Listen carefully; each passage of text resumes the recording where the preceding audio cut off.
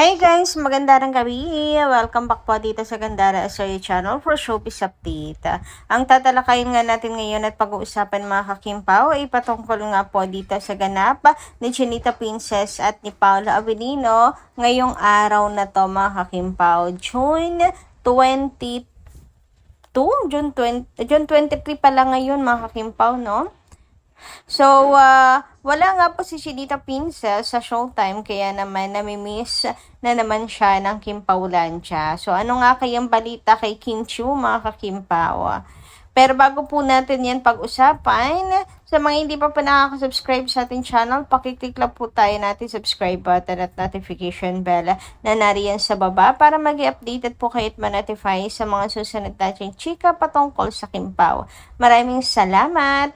And ngayon dumako naman po tayo sa pagbabasa ng mga comment na ating subscribers bilang pasasalamat sa walang sawang pag-suporta at pagtutok sa atin pong daily updates kina Kim and Paolo. So basahin nga natin ang mga reaksyon at opinion nila hinggil sa mga previous update natin.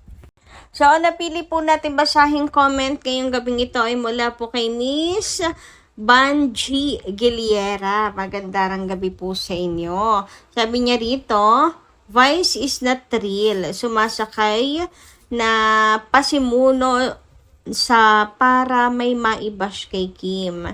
We is riding on Kimi goodness. But anyway, God knows and He is in control. Kimi, we always support you. Be careful to this pep around. This pep around.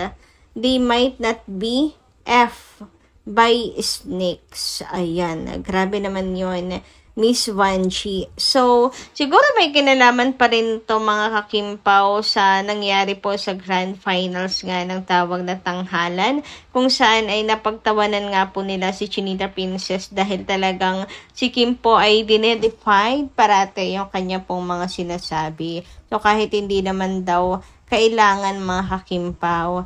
Anyway, meron na naman bagong issue si Kimi, no, sa Showtime pa din mga kakimpaw tungkol kay Raisa May. And ang sakit lang din marinig sa mga netizens na si Kim po ay nai-influensyahan daw ni Vice Ganda sa panlalait sa mga tao bilang joke.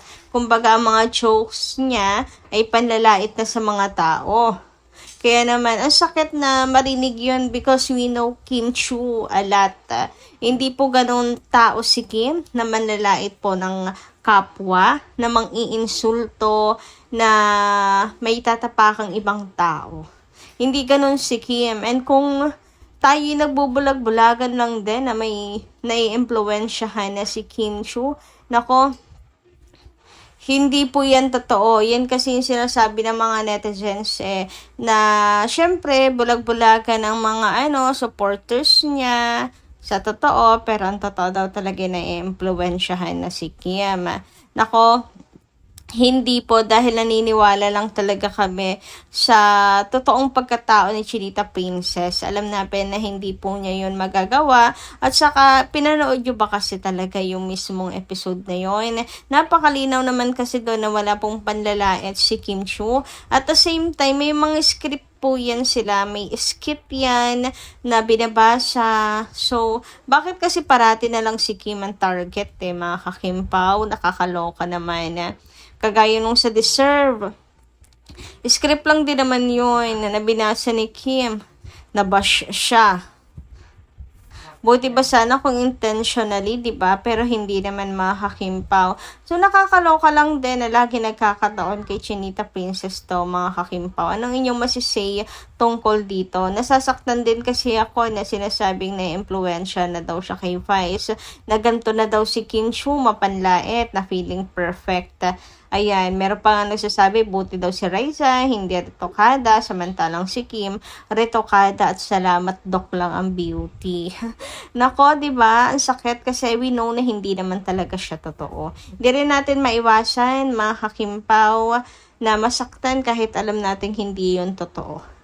So, pag-pray na lang din natin na talagang ano po, laging kabayan ng Diyos si Kim Chu, ilayo sa mga bashings. Pero alam nyo, yung mga ganyang batikos, may balik po yung blessings eh. So, antay na lang tayo. Sure, may pasabog si Chinita Princess sa mga susunod. May balik po yung biyaya sa kanya. Samantala, dumako naman nga tayo dito sa OOTD ni Chinita Princess, mga kakimpaw nitong nakaraan. So, marami nga talaga ang nakapansin sa dragon na nasa damit ni Kimi. Sabi nga dito, dragon yung nasa damit ni Kimberly. So, ayan, sa mga hindi po nakakaalam, ito yung picture. Ayan, makikita nyo dito, dragon talaga siya, yung design ng damit ni Kimberly. Kaya nga, parang ano na nga lang din, kahit pa paano, di ba? Ramdam ng Kim Pao Lancia, nakasama ni Kim si Pao. Kasi, ang dragon nga po sa buhay ni Kimberly ay si Paula Avellino. Napapadalas nga daw po yung pagsusuot ni Kim ng mga dragon dress, ganyan. Alam niyo, minsan meron siyang dragon dress, yung dragon, yung nasa balikat niya, tapos full dragon dress, tapos ngayon, eto naman, may design na dragon. Nako, sana hindi kayo malula mga kakimpa. Medyo yung iba nalulula dun sa damit ni Kim kakahanap ng dragon. Ayan, tingnan nyo na lang po ng maigi. So, meron po siyang dragon design. May dragon po siya na nakalagay mga kakimpaw. Talagang napakatalas lang ng mata ng Soko team ng Kim Pao Lancia, kaya naman hindi po pa yan na nakakalampas sa kanilang mga mata. Hoy, basta related po kay Paula Avellino, tatalas ng mata ng mga Soko team. Samantala, dumako naman tayo dito sa paninimula nga po ng bagong time slot ng The Alibay. So, kahit gabing-gabi na, 9:30 diba ang simula po ng The Alibay, eto po ay may 100k viewers pa rin po ang The Alibay sa Kapamilya Online Live, June 22, 2026. So, di ba? Ang oras dito ay 10:33 p.m. Gabing-gabi na talaga mga kakimpaw. Pero mayroon pa rin pong viewers. 100k pa din. Sabi nga ni Carlos Miguel, 10:33 p.m. na pero may The Alibay pa din. At 100k plus pa din ang nanonood sa KOL. Wow! Nakatutok ang Kim Pao Lancia.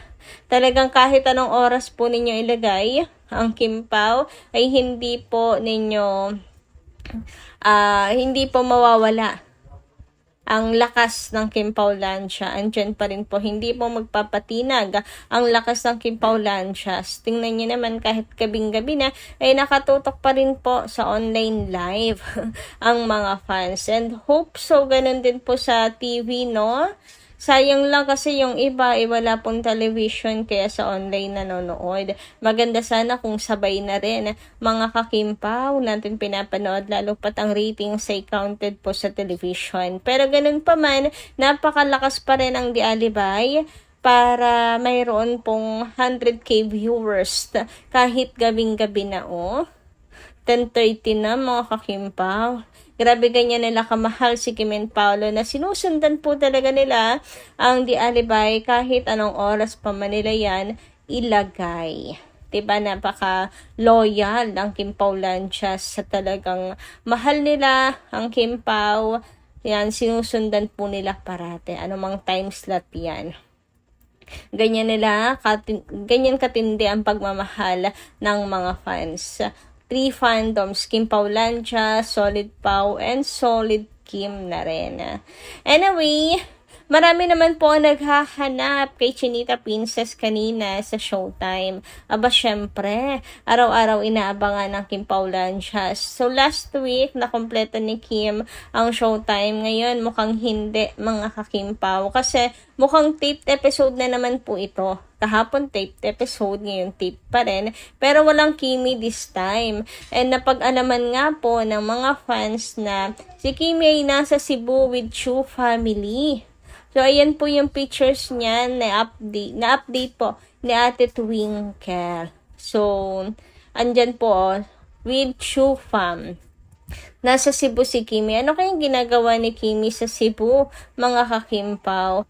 what's bring her there, mga kakimpaw, na siguro para sa kanyang business na House of Little Bunny, since meron nga po siyang pop-up store doon, baka gusto niyang bisitahin, or talagang gusto niya lang bigyan ng time ang kanya pong pamilya, mga kakimpaw. Iba pa rin kasi talaga yung, nag-spend ka ng oras sa pamilya mo. 'Di ba, mga kakimpaw?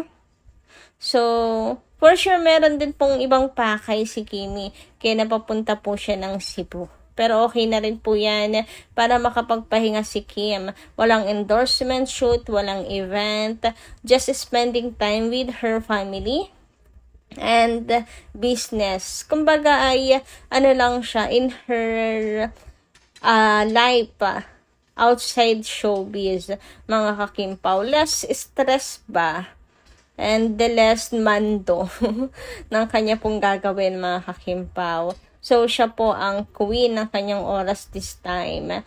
So, kahit, si Papi papunta po ng Oriental Mindoro, pero si Kimi, nandito po sa kanyang pamilya sa Cebu. So, antay na lang po tayo ng latest update. Mga kakimpaw, kung ano na pa ang ginagawa ni Kim sa Cebu. So, yun lang po muna. Maraming salamat sa pakikinigan. Kita kasi po muli sa mga susunod natin chika. Ingat po palagi.